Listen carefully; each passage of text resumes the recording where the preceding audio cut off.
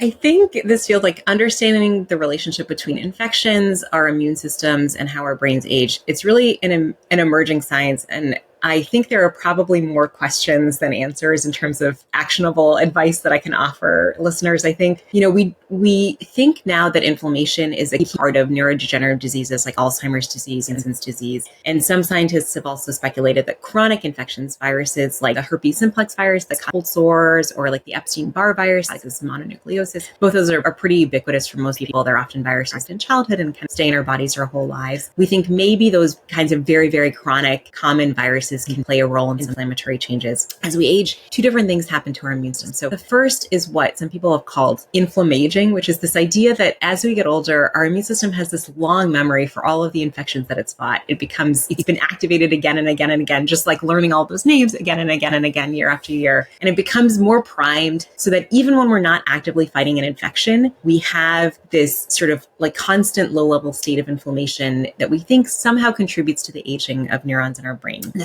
second thing that happens, which is really counterintuitive, is what's called immunosenescence, which is basically the phenomenon that as this kind of general inflammation is happening, our immune systems get less efficient at actually fighting the infections that we're coming up against than they were when we were younger. So somehow, even though our immune system is already primed by everything it's already experienced, it's not quite as good at activating when it's truly needed for certain kinds. And so we become at risk of certain kinds of infections that our younger cells have much more easily been able to fight off. And we think that these two things really play a role in brain aging, although this is really an emerging science and really murky how and why. I don't have great advice on prevention, although I'll say that I think some of the studies suggest that the factors that play a role in aging more generally, so things like quitting smoking if you're a smoker, getting enough sleep and exercise, all of these things we think maybe have an effect on this inflammaging as well. So maybe, by addressing one, we kind of address some of the broader